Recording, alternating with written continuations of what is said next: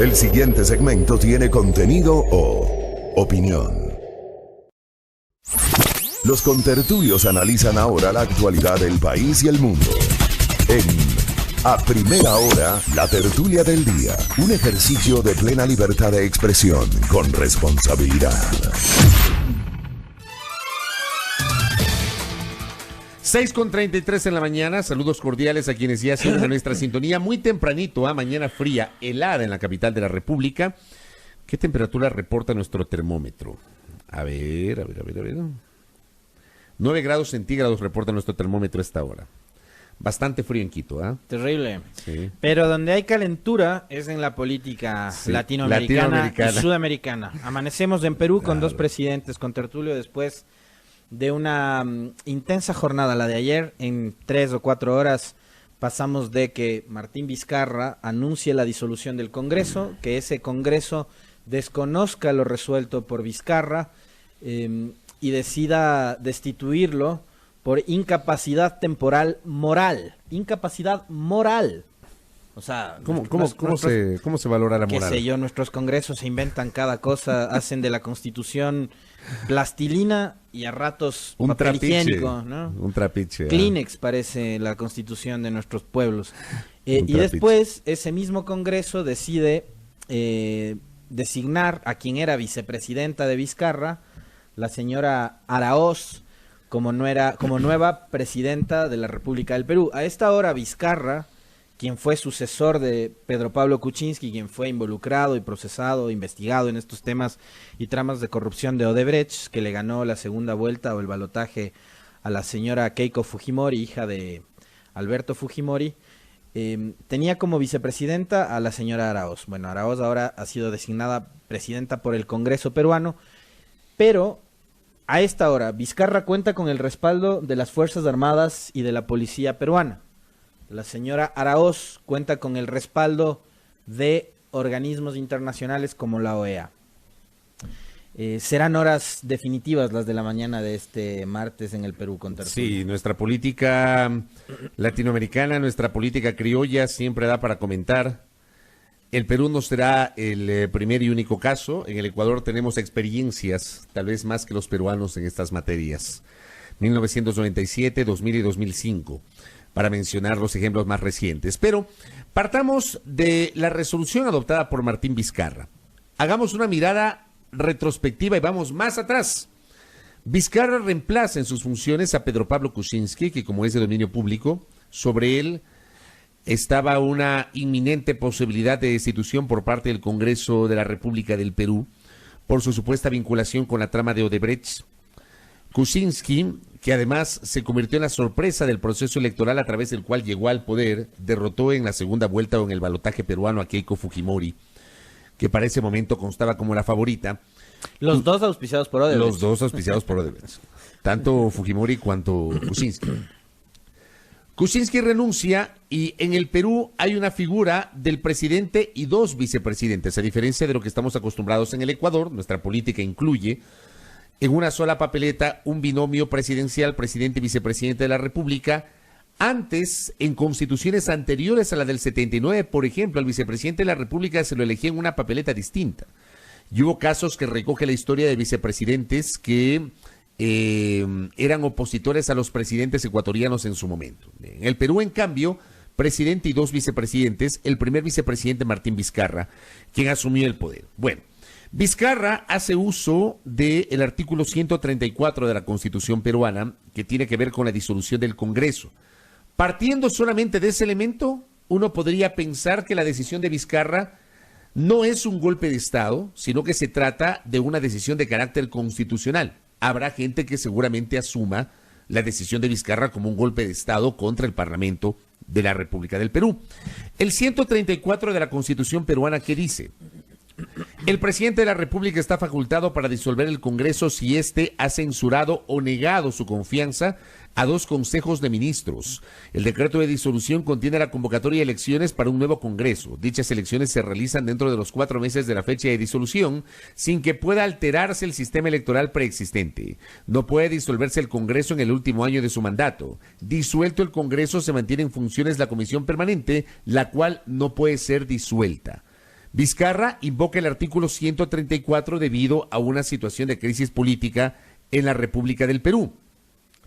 En cambio, ¿qué es lo que hace el Congreso peruano? El Congreso peruano invoca el artículo 115 como respuesta de la propia Constitución peruana. Impedimento temporal o permanente del ejercicio de la presidencia. Por impedimento temporal o permanente del presidente de la República asume sus funciones el primer vicepresidente. En defecto de este, o sea, Vizcarra era el primer vicepresidente y Vizcarra se convirtió en el presidente. La segunda vicepresidenta, que es la señora Araoz, asume sus funciones. Dice, en defecto de este, el segundo vicepresidente. Por impedimento de ambos, el presidente del Congreso. Si el impedimento es permanente, el presidente del Congreso convoca de inmediato a elecciones. En este caso, es la vicepresidenta quien asume el poder de acuerdo a la decisión del Congreso de la República del Perú. Pero claro, hay este elemento adicional, porque ayer sobre las 23 horas más o menos, la cúpula de las Fuerzas Armadas anunció su lealtad y su respaldo al presidente Vizcarra. Así están las cosas con Tertulio en el Perú. ¿Qué le parece? Loquísimo lo que pasa en el Perú y creo que ocurre algo similar a lo que está pasando en el Ecuador con Tertulio, porque me parece que hay una falta de sintonía y de cercanía entre lo que, digamos, aspira la mayoría de la población y lo que hace y ejecuta su clase política, porque hay reportes de prensa, de medios internacionales, que han dado cuenta de la manifestación espontánea de respaldo de parte del pueblo que salió ayer a las calles en Lima a respaldar la decisión de Vizcarra de disolver el Congreso. El portal Infobae dice: solo quedó clara y patente la alegría y la sensación de alivio que la gran mayoría de la población peruana expresó espontáneamente en las calles después de que el presidente anunciara la disolución del Congreso, un organismo cuyos representantes son odiados y despreciados. Parecería que estábamos hablando de la Asamblea de aquí de Ecuador, ¿no? Un organismo cuyos representantes son odiados y despreciados a partes iguales por la mayoría de la población. Es, digamos, la realidad peruana, y creo que también tiene que ver con que uno de los organismos públicos con menor nivel de credibilidad o de simpatía a nivel popular es precisamente el Parlamento, ¿no? La función legislativa siempre genera ese tipo de resistencia de parte de la gente. En el Perú pasa igual. La mayoría de portales de noticias que hemos podido revisar durante las últimas horas dan cuenta precisamente de aquello, de que la ciudadanía en su mayoría decidió expresar el respaldo a la decisión de Vizcarra. Ahora, ¿será que volvemos a esas épocas con Tertulio, digamos en el caso nuestro, muy parecidas a las de los años 90 y parte de del tramo del nuevo siglo, donde los militares y la fuerza pública se convertían en árbitros de la crisis política? ¿Será que en el Perú nuevamente pasa lo que ocurría en los años 90? Recordar, por ejemplo, que en el Perú en 1992, si la memoria no me es infiel, cuando Fujimori decidió disolver, declararse prácticamente dictador. Pero era otra constitución. Fujimori se declara dictador, disuelve de forma inconstitucional el Congreso con el apoyo de los militares. Los militares a lo largo del tiempo han tenido un papel protagónico en las democracias de América Latina. Y digo, si hablamos del Perú, hay este episodio del año 93 en el que Fujimori obviamente tenía un inmenso poder de convocatoria y tenía apoyo popular. Fujimori, y esto lo hemos conversado varias veces, Fujimori es un personaje que levanta pasiones en el Perú entre quienes lo recuerdan y lo citan positivamente como el presidente que lideró la cruzada que terminó por combatir con eficacia las células del terrorismo en ese país, representadas por los movimientos Sendero Luminoso y Tupac Amaru.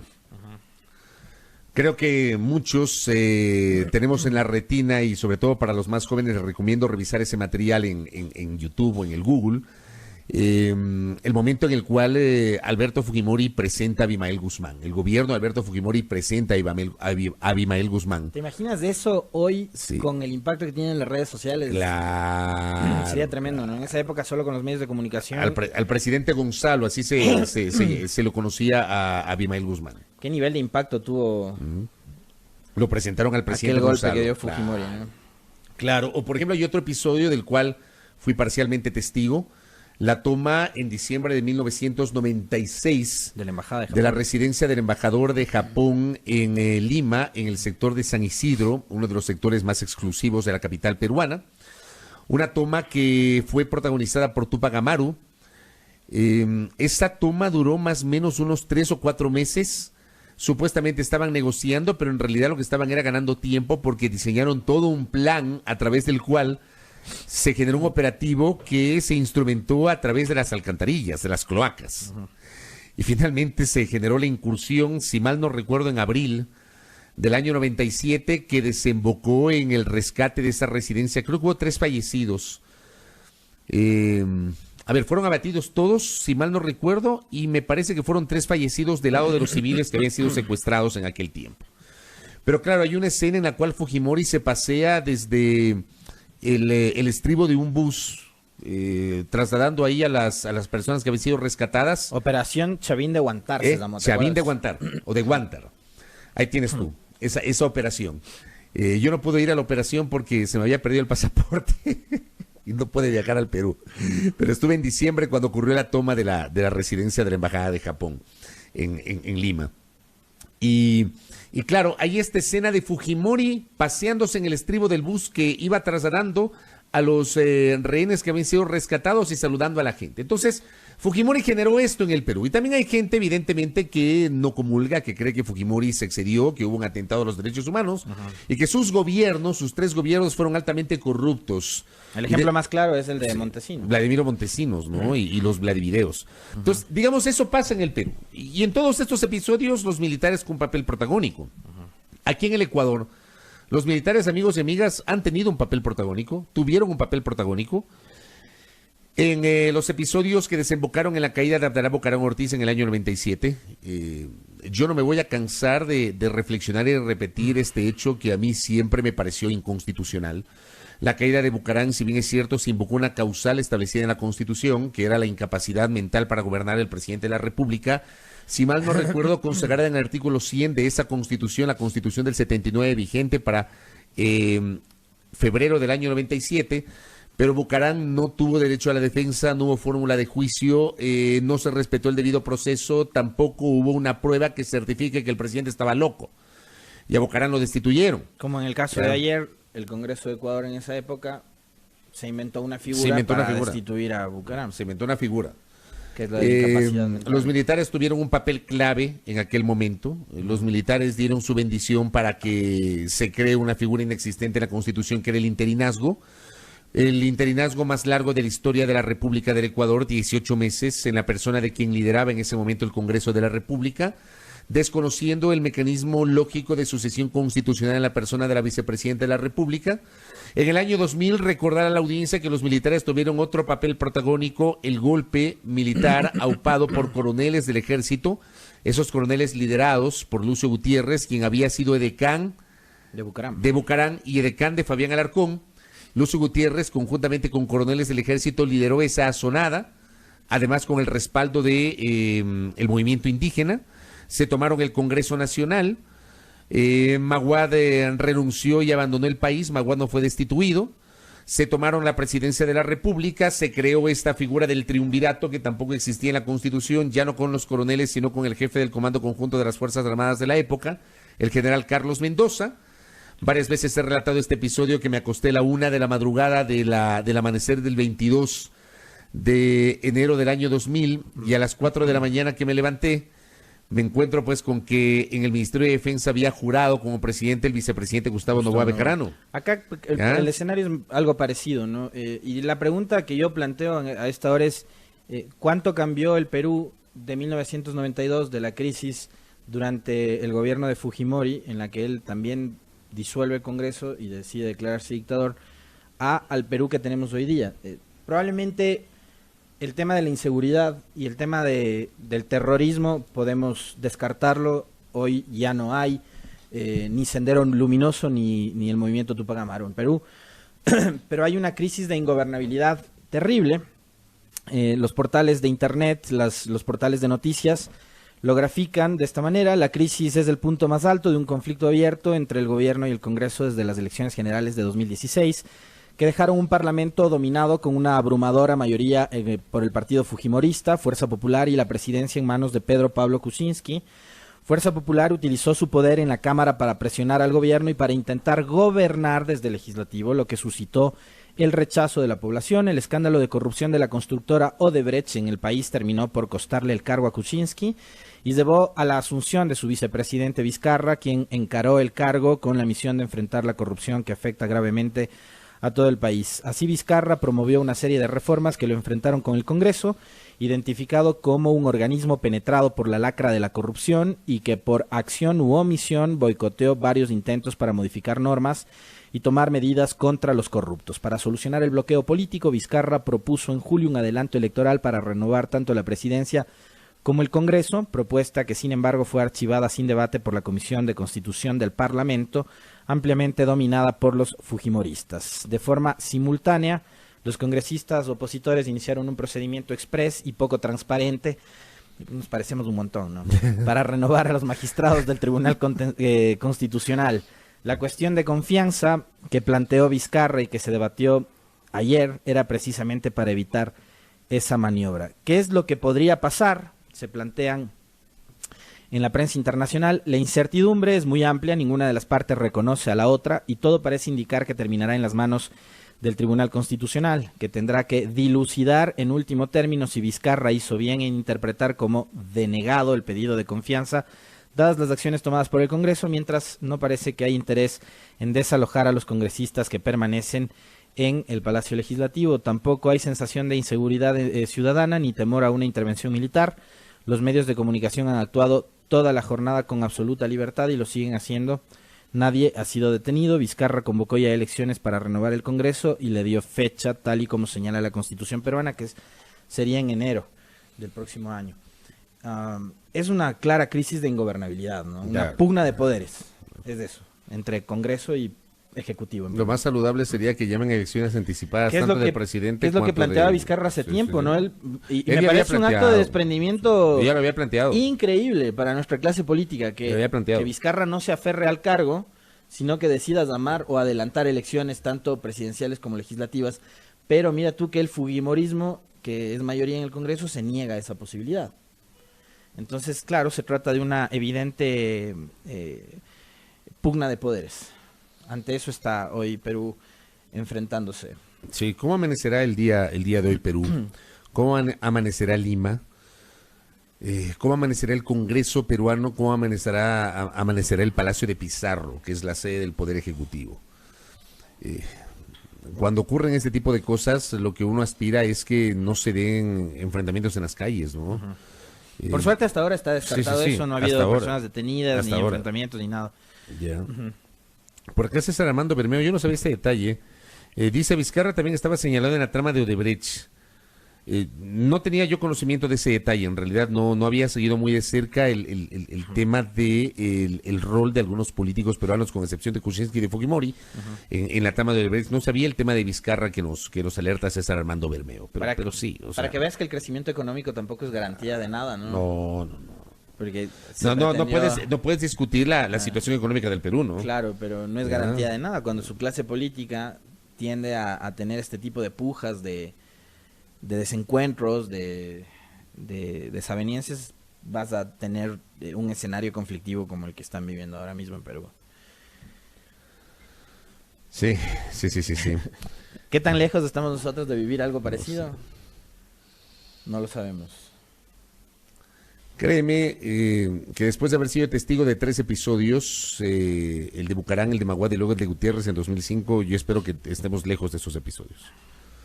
Yo sí soy de los que cree que un gobierno tiene que terminar su mandato. Si hay un gobernante o una autoridad que no tiene la capacidad para gobernar, tiene que dar un paso al costado. Pero yo sí soy de los que cree que un gobierno tiene que concluir, tiene que culminar. Ahora, lo del año 2000, evidentemente, yo sí lo separo de lo del 97 y lo del 2005. Lo del año 2000 tuvo una serie de de situaciones que a través de las cuales se metieron la mano al bolsillo de la gente. Lo del año 2000 fue el culmen de un año presidente, el año 99, que algunos se niegan a verlo.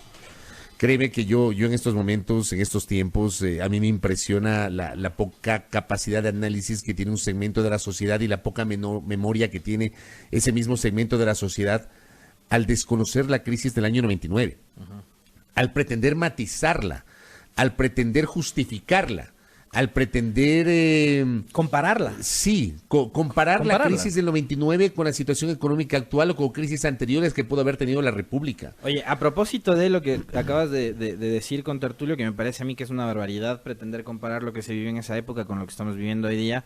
Ayer el economista Byron Villasís, que es un hombre muy muy bien informado y además que maneja los temas económicos de forma técnica y absolutamente transparente, publicaba en sus redes sociales las utilidades de la banca ecuatoriana en los últimos años, desde 2013 hasta la fecha. 2013 que fue el año en que Correa se reeligió por última vez.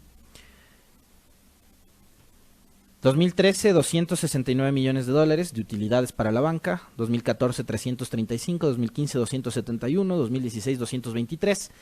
2017, 396. Y 2018, la banca en este país tuvo 554 millones de dólares como utilidades. ¿Qué te parece? ¿Cuánto? 554. 554 millones de dólares. Entonces creo que el escenario es totalmente distinto, ¿no? O sea, no puedes hablar de una crisis del sistema financiero. Yo te voy a decir una cosa, Yo creo que esto te lo dije en privado, no sé si a ti o a alguien. Desde que yo me acuerdo, tanto los banqueros cuanto los empresarios, desde que me acuerdo, y no, eso no data de la última década. Desde que yo me acuerdo, en este país, tanto banqueros cuanto empresarios permanentemente se han quejado de la situación económica y han mencionado las difíciles condiciones en las cuales ejercen su tarea. Y súmale los analistas económicos. Desde que yo me acuerdo. Sí, porque hay unos analistas que se encargan de meterle unos miedos a la gente. Desde que yo ejerzo el periodismo han pasado varios gobiernos. Durán Ballén, Bucarán, Alarcón, Maguat, Gustavo Noboa, Lucio Gutiérrez, Alfredo Palacio, Rafael Correa, Lenín Moreno. 9 presidentes desde que quienes habla ejerce el periodismo. En esos 9 gobiernos siempre he escuchado yo a los banqueros y a los empresarios quejarse. No es un tema exclusivo de la última década, ni es un tema exclusivo de estos 2 años de Lenín Moreno, ni es un tema exclusivo de la década anterior a Correa. Desde que yo me acuerdo. Permanentemente. Y ojo, estos sectores tuvieron un gobierno. Hoy se discute mucho la relación que tienen estos sectores con el actual gobierno. Pero hubo un gobierno, el del año 92 al 96, que era un gobierno claramente alineado con las tesis de los sectores que acabo de mencionar. El gobierno de Durán Ballén. El gobierno de Durán Ballén llegó, y claro, en aquella ocasión, en la segunda vuelta del año 92, el Ecuador tuvo 2 alternativas relacionadas o vinculadas a la misma vertiente ideológica, del centro hacia la derecha. Porque al final del día, tanto Nebot cuanto Durán Ballén eran socialcristianos, o fueron socialcristianos. En el caso de Durán Ballén fue socialcristiano durante toda su vida. Fundador del PCC. Durante toda su vida. Los de mi generación y los de mi generación anterior sí deben recordar cuál fue el plan económico aplicado por el gobierno de Durán Ballén. Y cuál era la orientación que pretendían respecto, por ejemplo, de aplicar un agresivo plan de privatizaciones respecto de las instituciones del Estado. Encontrándonos tal vez con la expresión en la cual sí se concretó ese plan en Ecuatoriana de Aviación, que era la línea de bandera ecuatoriana. No lo lograron con las telefónicas, no lo lograron con el sector eléctrico, por la oposición del sector trabajador de ambos sectores, de los trabajadores de ambos sectores. Los trabajadores telefónicos, es más, recordar que en el caso de las telefónicas estaban allanando el camino, porque hace tiempo era IETEL, luego lo transformaron en Emetel, luego escindieron Emetel y se transformó en Andinatel y Pacifictel, tú recordarás. Todo esto para tratar de hacer más atractiva la telefónica. La dividieron en Andinatel y Pacifictel, o sea, en 2 empresas, y hacerlas más atractivas para la venta. No se concretó la venta. Y en ese gobierno, en el de Durán Ballén, se aplicaron claras reglas para favorecer al sector privado al cual representaba el gobierno de Durán Ballén. Sector empresarial, sector bancario. Y prueba de lo que digo es la reforma que viabilizó la Ley General de Instituciones del Sistema Financiero Ecuatoriano en 1994, que permitió una flexibilización pero tremenda del sector bancario, tú recordarás, a través del cual hubo financieras pequeñas que se convirtieron en bancos, y esas financieras no lograron capear el temporal del año 99 y quebraron. Había financieras pequeñitas que se convirtieron en bancos con Tertulio. Y hubo además instituciones financieras que hicieron un manejo absolutamente discrecional e irresponsable de los ahorros de sus depositantes, ¿no? ¿Me comprendes? Claro. Entonces, no tengamos la memoria corta. No había una entidad que garantice los depósitos. No, pues sí crearon la AGD en noviembre del año 98, y a los pocos días de que se promulgó la ley de la AGD en el registro oficial, el grupo Isaías entregó el Filambanco para el manejo del Estado ecuatoriano. Fue el primer banco. Pero digo, retomando lo que decía, desde que yo me acuerdo, los empresarios y los banqueros se han quejado. Y resulta que las cifras que publica Byron Villasís, que conoce de estas materias en estas horas, dan cuenta de las utilidades del sector bancario. Entonces yo me pregunto, ¿la crisis es para todos o solamente para los de Poncho? ¿La crisis es para el común de la gente, para los ciudadanos de a pie? ¿No afecta a los banqueros? ¿No afecta a los grandes empresarios? Porque aquí también me pongo a reflexionar. ¿No se hizo tanta bulla respecto de la remisión de multas, intereses y recargos a través de la cual le perdonaron, me parece, sobre los 4,000 millones de dólares a los sectores más pudientes de la República? Y en varias ocasiones, ¿Me ¿no? comprendes? Porque durante el gobierno de Correa Porque, también hubo procesos de remisión. También en el gobierno de Correa. En el gobierno de Correa hubo 3 procesos de remisión. Si la memoria no me es infiel. Y en el gobierno del presidente Moreno hubo 1. Este último, que no tuvo pues matices, sino que fue una cosa general, digo, benefició a un segmento de las clases más pudientes de la República. Sector empresarial, sector bancario, gente que tenía litigios con el Estado por ejemplo, no pagar los impuestos a tiempo. Claro, accedían a la remisión, a cambio tenían que dejar los procesos contra el Estado ecuatoriano. Yo digo, ¿cuándo pierden los sectores más potentados del país? Y lo que estoy diciendo no es, y que no se malinterprete. ¿Cuándo pierden? Sí, yo no estoy renegando, por si acaso, que alguien va a decir, mira, ya está renegando el sector privado. No. Yo sí soy de los que cree que el sector privado es el motor de la economía. Yo sí soy de los que cree que hay que tener un sistema financiero sano. Yo sí soy de los que cree eso. Yo sí soy de los que cree eso.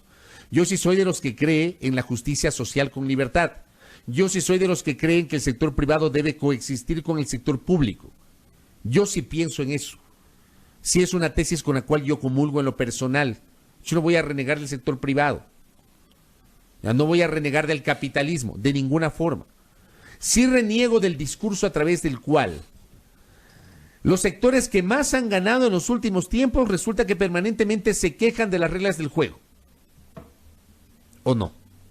Sí, yo me he quedado sorprendido de las declaraciones de César Robalino, quien fuera presidente de la Asociación de Bancos Privados, días atrás en un programa de televisión dominical, donde él, digamos, asegura que la mano de obra en el Ecuador es una de las más caras de la región, que eso además justificaría una reforma laboral, porque pagar más a los trabajadores implica tener menos ganancia en el caso de los productores o de los empresarios y demás. Entonces, me parece que hay que encontrar una justa medida. O Totalmente. sea, que está bien que las empresas privadas obtengan utilidades, ganancias, etcétera, que además de esas utilidades y esas ganancias puedan revertirse en sus trabajadores, pues.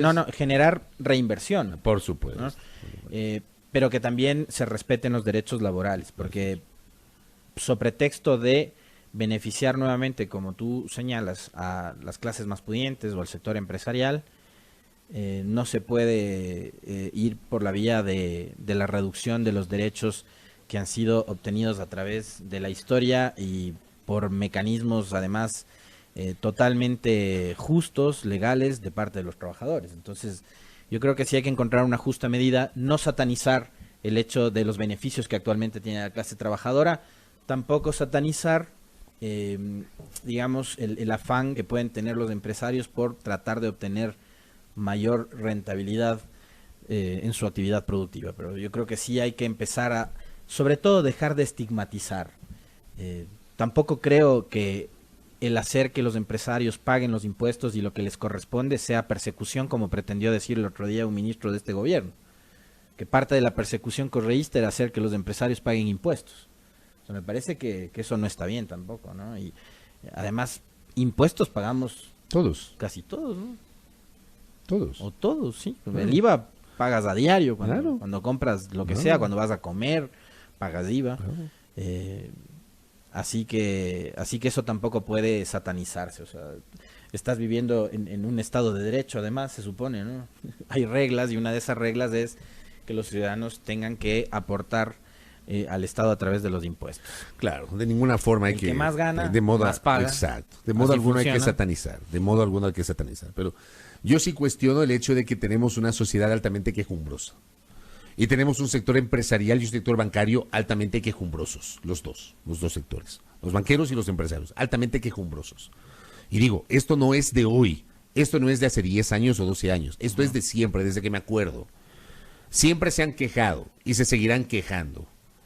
Les quitarás el anticipo del impuesto de la renta y se seguirán quejando. ¿Ya? Cuando además tienes gente que habla de la excesiva estabilidad laboral y que no matiza su discurso. Yo sí defiendo la estabilidad laboral. Qué mejor que tener un trabajador que sabe que puede gastarse su dinero y que puede invertir su dinero al saber que al fin de mes va a recibir otra vez su sueldo y que tiene estabilidad laboral. Que hay que revisar determinados excesos que existen dentro de la legislación, ok. Revisemos esos excesos. Pero no hablemos de una excesiva estabilidad laboral. Yo sí creo en estabilidad laboral. Y dichosos los que tienen relación de dependencia. Dichosos. Porque no todos tienen relación de dependencia. Y hay gente que se ha quedado sin trabajo. Y hay gente que trabajando reniega del trabajo que tiene. En fin. 7 de la mañana con 4 minutos. Vamos a cerrar nuestro comentario del día de hoy. Vamos a la pausa. Al retornar, no se desconecten, estará con nosotros el doctor Virgilio Hernández. Luego, el doctor Juan José Morillo, vocal del Consejo de la Judicatura. Y más adelante, el asambleísta del movimiento Creando Oportunidades, Byron Zuquilanda. 7 con 4 en la primera hora. Volvemos.